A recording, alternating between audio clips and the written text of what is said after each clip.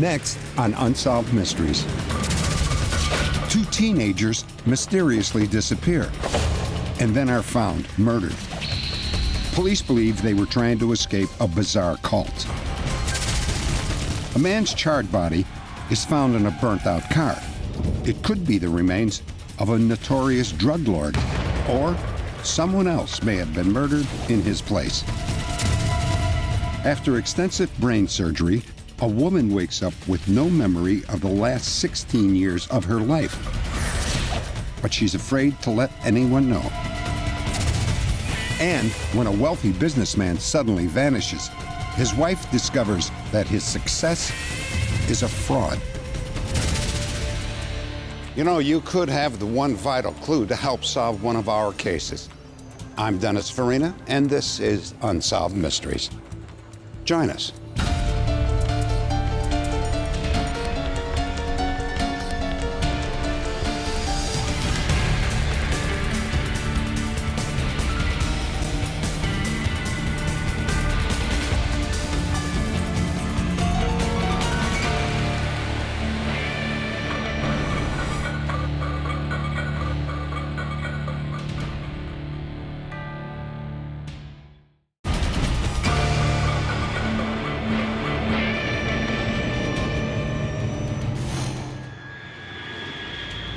San Angelo, Texas, where Shane Stewart and Sally McNelly grew up, is a peaceful ranching town.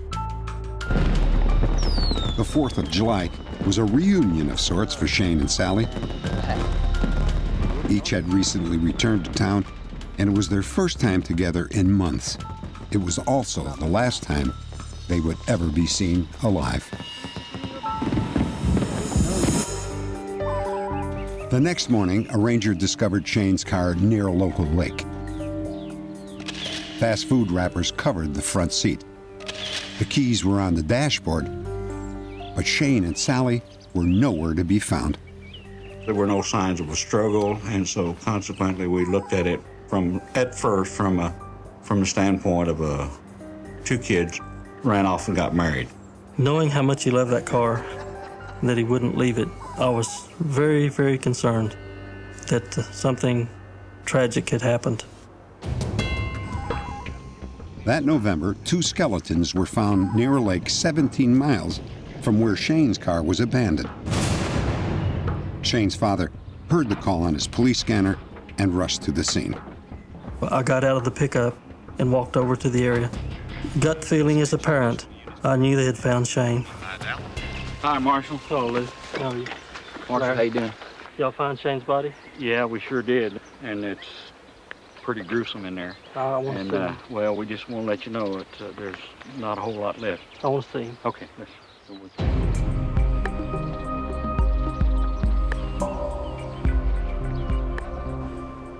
you. It was Shane, dressed exactly like he'd left the house that night. And I knelt down beside him and told him that I had found him and we would take him home. Each victim was killed by a shotgun blast. All the forensic clues were washed away. The discovery of Shane and Sally's bodies confirmed their parents' worst fears. It also made them suspicious of some of their children's friends that they believed may have been members of a satanic cult. Shane was like Beaver Cleaver, the all-around boy, always having fun. He had a lot of dreams, a lot of goals, and he was a very lovable kid. When Shane and Sally met, it was just like two people clicked on. There was a bond there that was almost inseparable. It was like the two kids were made for each other. Sally loved people. She would do anything for a friend. Sally tried hard to please people. She wanted people to like her. She wanted people to respond to her and love her. I married and had Sally when I was very young. So Sally and I spent a lot of our time growing up together. We were like sisters when she was small. And as Sally became a teenager, she became more and more rebellious, and I had less and less role in her life. I don't think I ever heard her call her mother, mother. It was always Pat. She was real resentful towards the fact that her dad wasn't around.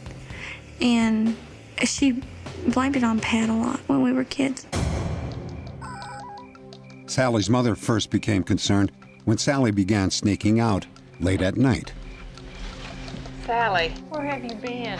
You scared me. Scared you? I've been waiting here all night. I just went out for a walk. That was the only explanation she would give me. So I called one friend of Sally's. The boy's mother answered the phone, and she told me that the kids were mixed up in Satan worship. And she said that a group of kids had been at her house one night and said they had a demon in a bottle. Sally really got to a point to where she thought, nobody loves me. These people come along and they say, okay, we'll give you that love, we'll give you that companionship that you need. You just come with us and do what we ask. Sally began to attend ritualistic parties on a regular basis. One evening, she invited her friend Helen to join her. Turn out the lights. I'm gonna do this. You want to? No thanks. I need some hands on the oracle. In the name of our Father, the great Satan, we humbly bow to you now and turn over our will to your great wisdom. Spirit of the oracle, we call on you tonight to guide us. Sally? Sally went into a trance, Sally, are you all right? and it really scared me. What? I'm leaving. Okay. Half of me said, Sally's pulling a stunt, just ignore it. And half of me said, well, maybe they're kind of having fun. When Sally began dating Shane Stewart, she introduced him to her new friends. Shane's father began to see changes in his behavior. Come on, boy! Come on, what's wrong with you? Shane started getting into fights. Let's go, come on! Come on! One day, Shane's getting the better of this guy. His two friends jumped in, and then he was thrown into the river. So I told him, I said, you should have learned a lesson. One, not to fight, and two, be aware of where you are, what you're doing, because people can always gang up on you. In March, Deputy Sheriff Larry Counts got a call from Sally. She and her boyfriend, Shane, were members of this group, and they were trying to get away from it. She said there was a lot of drugs involved. There was a lot of group sex. She also expressed that she had a weapon that had been given to her by another member of the cult. And when he gave it to her, he told her and Shane that the gun had been used in a murder robbery. By that time, Shane and Sally were living together. They met Deputy Counts in their apartment to hand over the gun. Well, during this meeting, when I first met them face to face, you really think that they were making this stuff up, but they seemed sincere. This is the gun that guy gave us that I told you about. After they gave me this weapon and we did some checking on it, it turned out to be a stolen gun. Then their story became a little bit more credible. He's not going to find out about this, is he? They did express fears that they might be, she and her boyfriend might be in some danger because it's a very secretive type group and they knew the ends, they knew the secrets. 6 weeks later, Shane and Sally moved out of their apartment and left town separately. But by early summer, both returned to San Angelo. Sally, what's wrong? In June, Sally made a desperate phone call to Helen. I think they're gonna try to kill me. I said, nobody's gonna come and shoot you. I said, what did you do? She said, well, I really can't tell you. I gotta go. She just tended to exaggerate things, so I really didn't think much of it. And I really didn't think to call Pat and say, Pat, Sally's in trouble, there's something wrong. I mean, I didn't think anything about it. Shane, it's for you. On July the 3rd, around noon, we received a phone call, and there was a man on the phone asking for Shane. And as I walked away, I heard Shane mention money. I'll have the money for you tomorrow. Just lighten up, will you? And so when Shane came out of the room, I asked him, I said, is there a problem? And he said, no. I told him if there was a problem, I was his dad, and I could help him handle it. And he says, no, he said, everything's fine. He said, I've taken care of it. On July the 4th, Shane told me that he was gonna go out and watch the fireworks. I gave Shane a hug, told him that I loved him, take care of himself and don't get in a bind. And he said, no problem. He said he'd see me later, and left the house. And that was the last time I saw him alive. Police have pieced together at least part of what happened the night Shane and Sally disappeared. At 9 p.m., they watched the annual fireworks display at Lake Nasworthy. 4 hours later, a fisherman spotted them at O.C. Fisher Lake, 6 miles away. They were standing by a car. Then he saw a pickup truck approach. All right, y'all, let's take a little ride here. No. I said get in the truck. No, we're not going to come with you. Shut up. Hey, listen, I said we're not into that anymore, Come on, okay? get in the truck. Leave us alone. I heard him talking about she didn't want to be with them people no more. I listened a little bit more, and they continued arguing at first, and then I got to thinking, well, there's just a bunch of kids out there drinking, partying. And I turned my boat around and I left. It was the last known sighting of Shane Stewart and Sally McNally alive. Marshall Stewart refused to believe that they just ran away. He scoured the lake area and questioned people he believed might know something about his son's disappearance. Hi, I'm Shane's dad. Do you remember me? Mr. Stewart. Shane told me if he and this friend ever got together, there was going to be bad trouble. He said, we're enemies. We hate each other. If there's ever a confrontation, he said, there's really going to be a fight. We don't have any suspects from the standpoint of something that we could bring to the grand jury. We have investigated it with the people that have been referred to us as having been in the cult activity, and consequently they are suspects until we solve the murder. If you have any information that might help solve this crime, please log on to our website at unsolved.com. Next, the puzzling death of a drug lord. Did he stage his own murder to avoid arrest?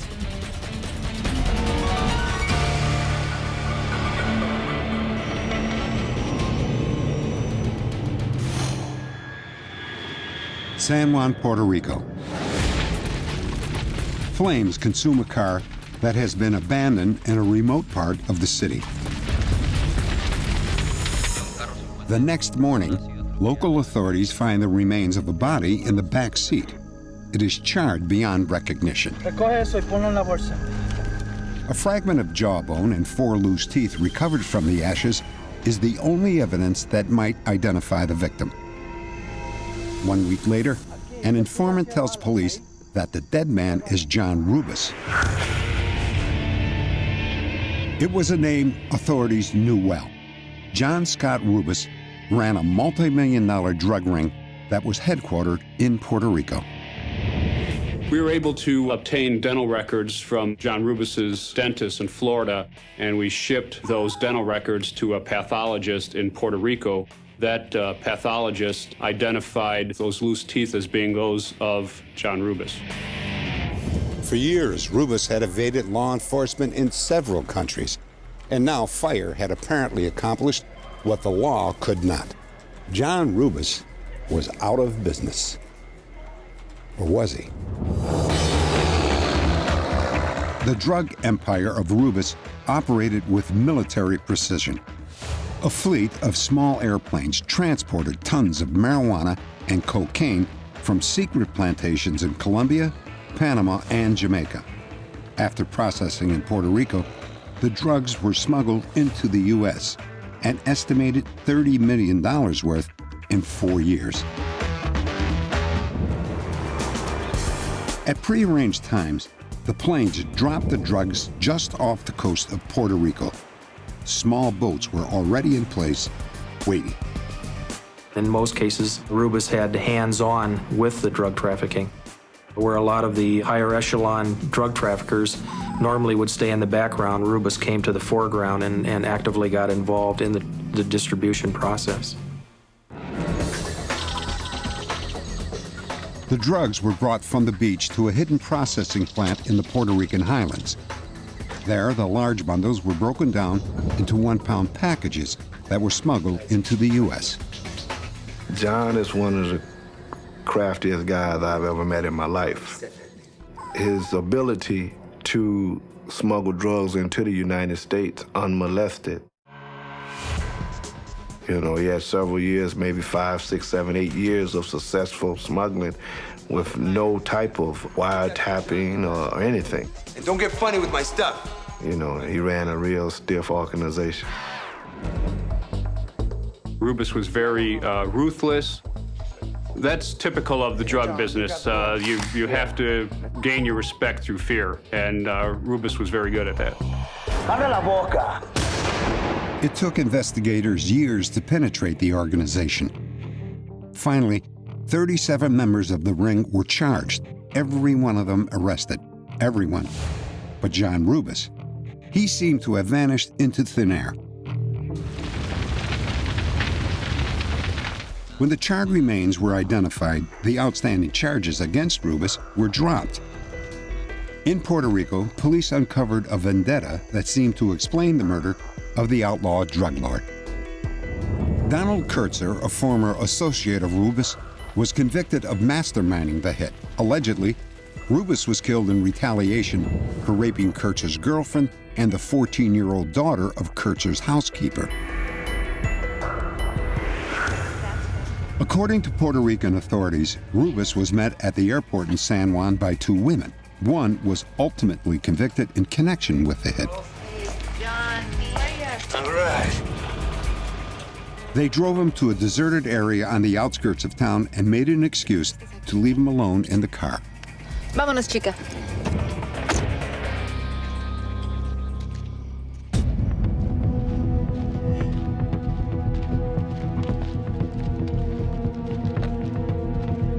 Hey, baboso.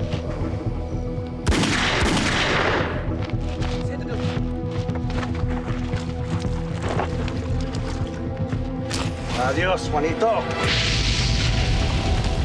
Officially, John Roubas was dead. Officially.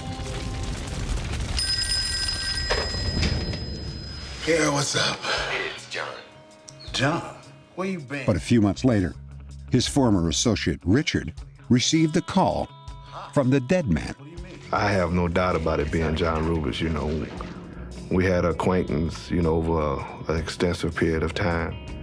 So, I mean, you know, I'd know his voice anywhere. We also began to receive information through some various other of the co-defendants that had been charged in the case, that perhaps Roubas was alive, that they had seen him, that they had talked to him. Authorities have another reason to believe Roubas is still alive.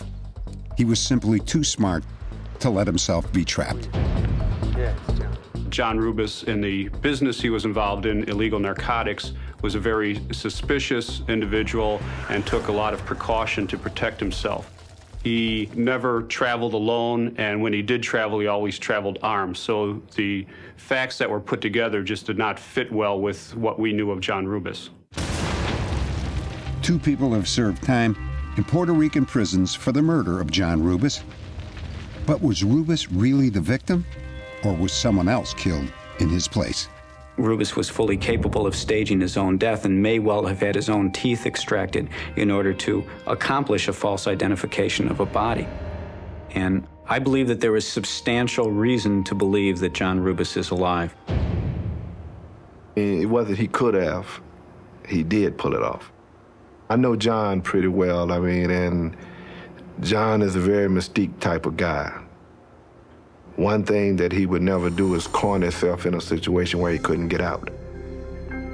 He always had an exit that most people didn't know about. The bottom line is that John Roubas still rides.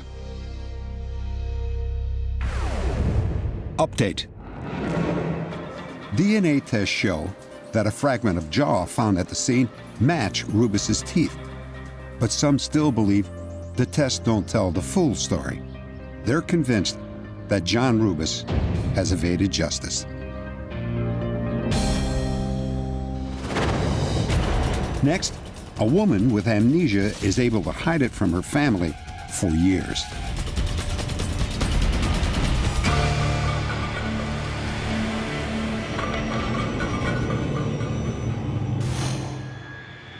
Dundalk, Maryland. I just want to cash that, please. Sure, we'll just check your account. It all began when Sarah DeGennaro stopped by her local bank. Sarah had a long history of migraine headaches, but this day, the pain was beyond anything she had ever experienced. I'm sorry, Mrs. DeGennaro. We're not going to be able to cash your check today. Ma'am? The pain was so bad. Are you all right? If my head had exploded, you know, if dynamite had gone off on the left side of my head, it would have probably felt the same way. There was so much pain that the only thing I could do was leave there. The attack left Sarah confused and disoriented. She couldn't see out of her left eye, but somehow she managed to make her way back home.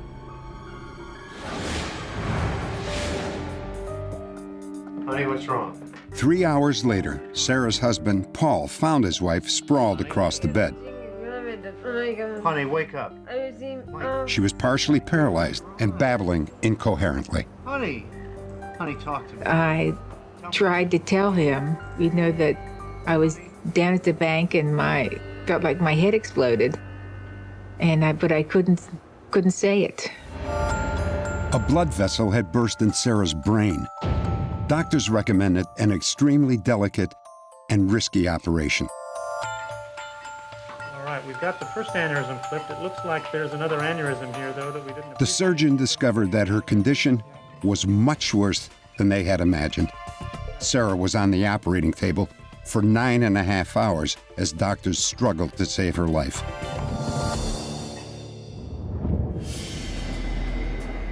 Hello, Sarah. How are you doing? Sarah emerged from the surgery extremely confused.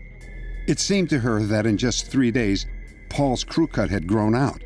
He appeared to have put on weight, and she didn't recognize her own daughter, Kelly. I can remember the day that my father took me to the hospital. The nurse was removing the stitches from her head. I was to one side of her, and I kept watching her, and she would be looking over at me just out of the corner of her eye and not really saying anything to me at all the whole time that I was there. Almost wondering who I was.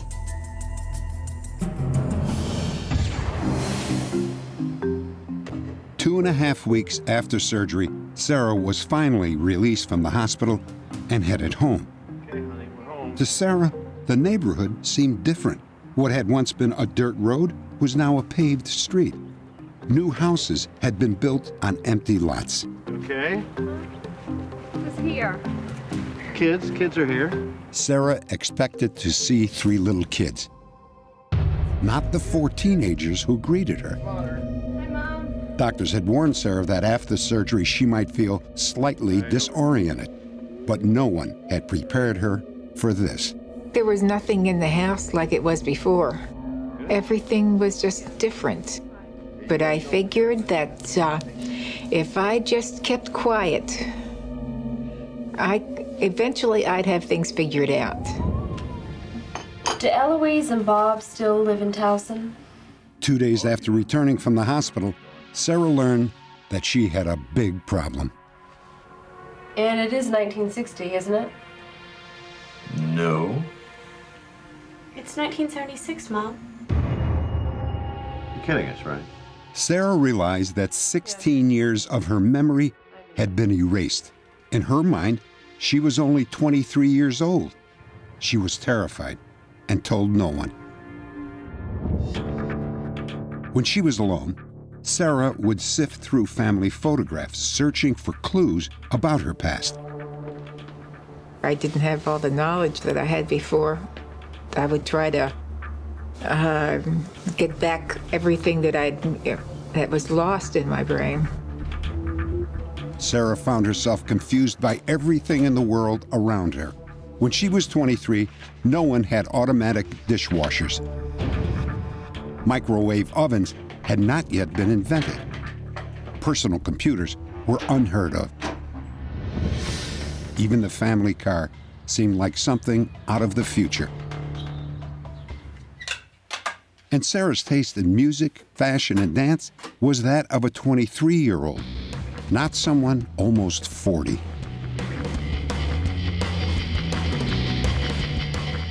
I can remember coming home from school or coming home from work, and the stereo would just be blasting, and the first thing I would do would be to come in the back door and just turn the stereo down because it would just drive me crazy. It's been a real role reversal at some points. Sarah hid the truth for almost 4 years. Come here and sit down. Then an article in the local newspaper gave her the courage to tell her family her secret. I just read an article about people who have aneurysms. Everything was out, and she, was willing to admit that she did not know who we were or know who I was. Sometimes I wish that she could remember me as when I was younger and I was growing up, because I think I did get some characteristics from her, such as being athletic, that I think she would have really enjoyed remembering of me.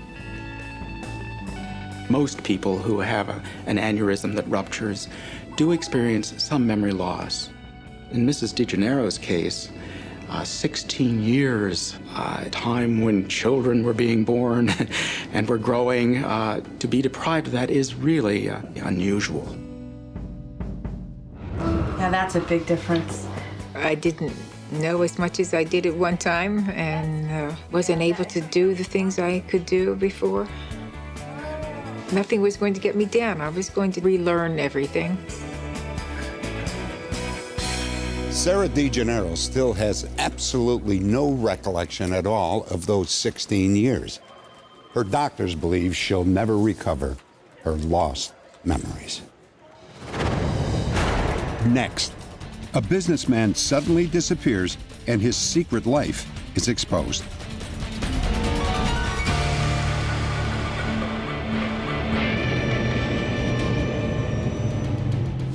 Every year, thousands of people vanish without a trace. Many are victims of foul play. However, some people engineer their own disappearances, leaving family and friends to wonder where they are and what happened to them.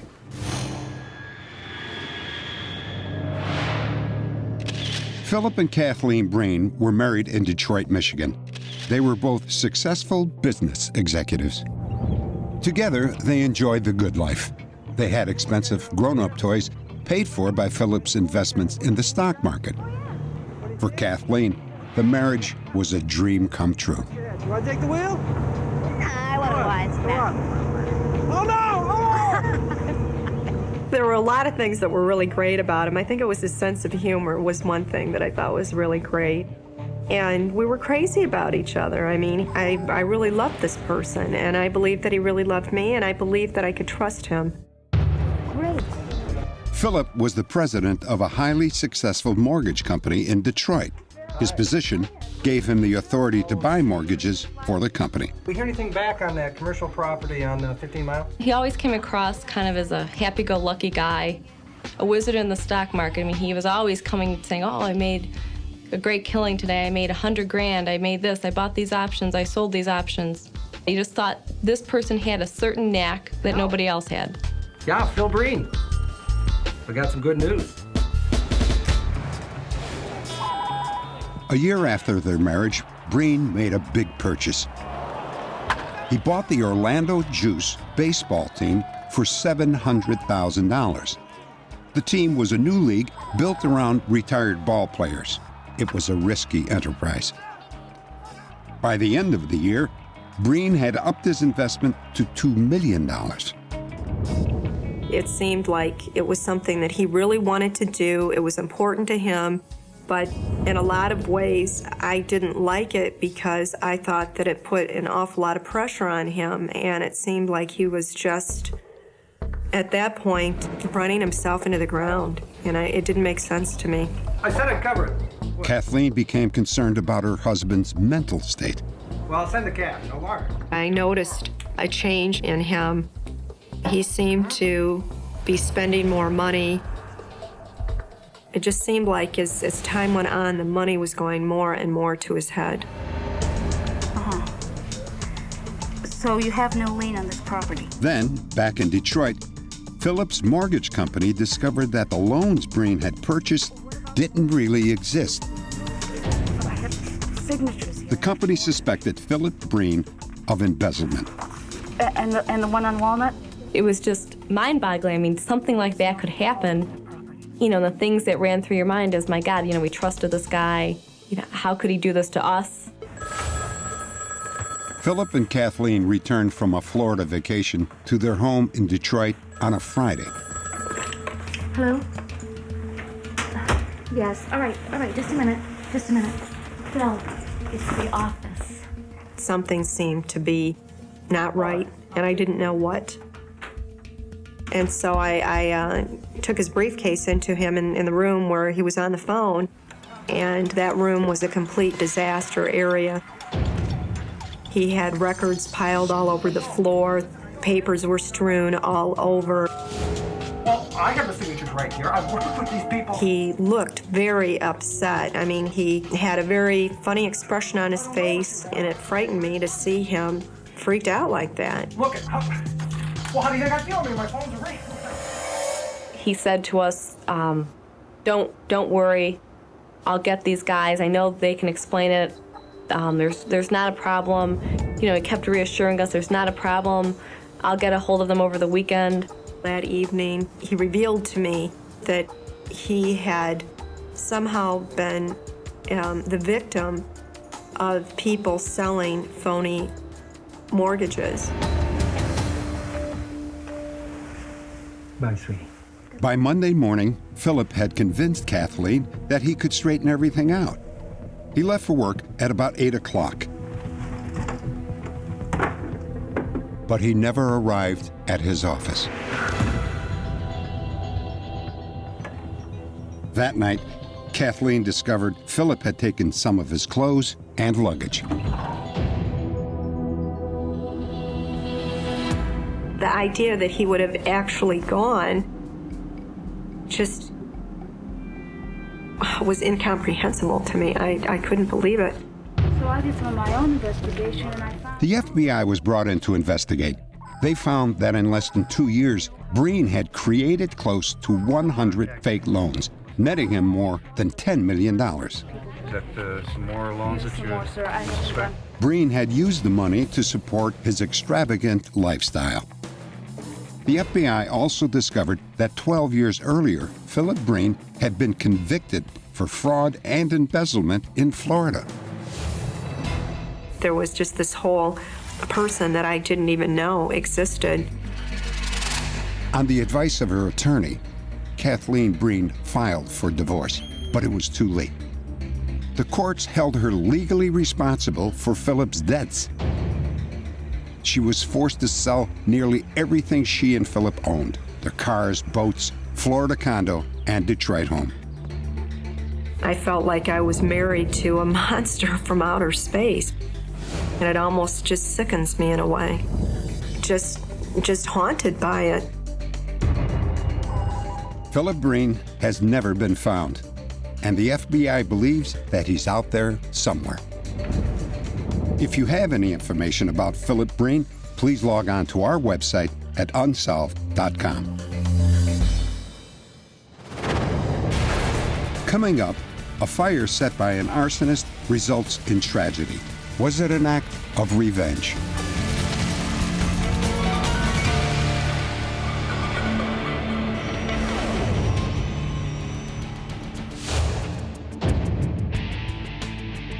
Put the money in the bag. Recently, we aired the story of a career bank robber who pulled off a string of heists in Canada and the U.S. He frequently wore cheesy disguises and sometimes carried a leather shoulder bag. He became known as the Satchel Bandit. Move it. But his true identity remained a mystery. Whoever he was, the robber seemed to operate with flawless precision. But after a heist at a Canadian bank, his luck began to run out.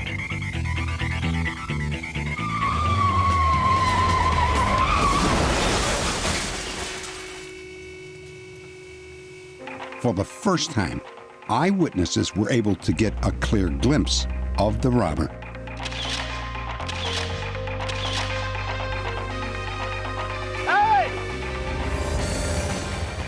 By the time the police arrived, the suspect was gone. However, he did leave behind some of the tools of the trade, including a loaded magazine for a .380 automatic handgun.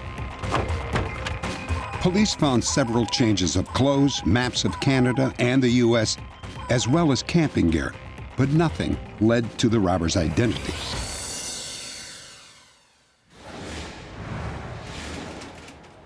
Five weeks later, the Satchel Bandit struck again. Ma'am?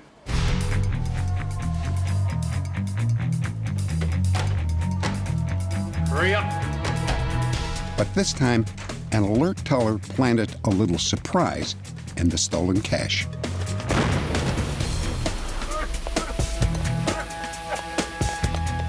Leaving behind a trail of ruined money, the Satchel Bandit made his escape, but not before an eyewitness noticed his license plate number.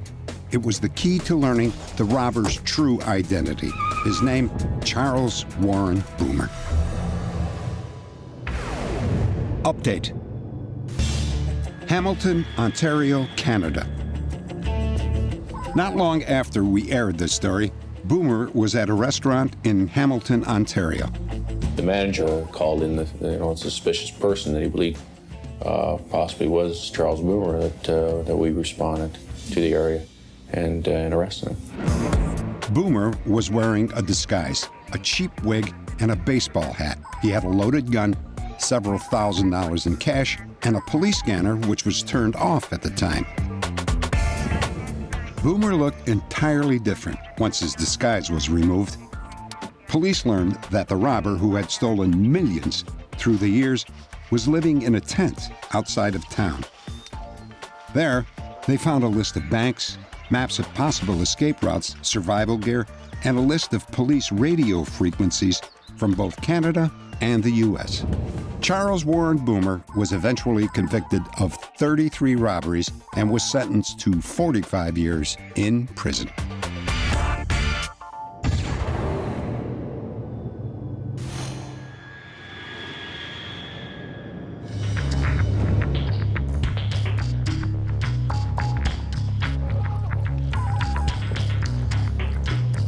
One February night, Curtis Ford was awakened by a strange sound in the stairwell outside his apartment.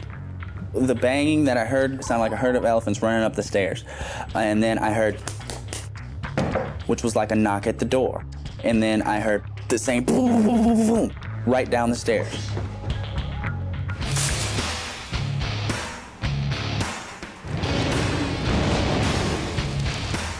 So I looked up, and this wall of fire just shot out my side balcony window, just shot straight up and out. It was like my whole apartment lit up. I couldn't believe the amount of force that this thing had. Curtis escaped the fire, but 3 of his neighbors were not so lucky. Investigators at the scene quickly determined that the fire was set by an arsonist. Police believe that one of the apartment residents might have been the target. Donna Baldeo lived a quiet life with her 22-year-old son, Jailel Lewis, and 8-year-old daughter, Bunny Sue Terry.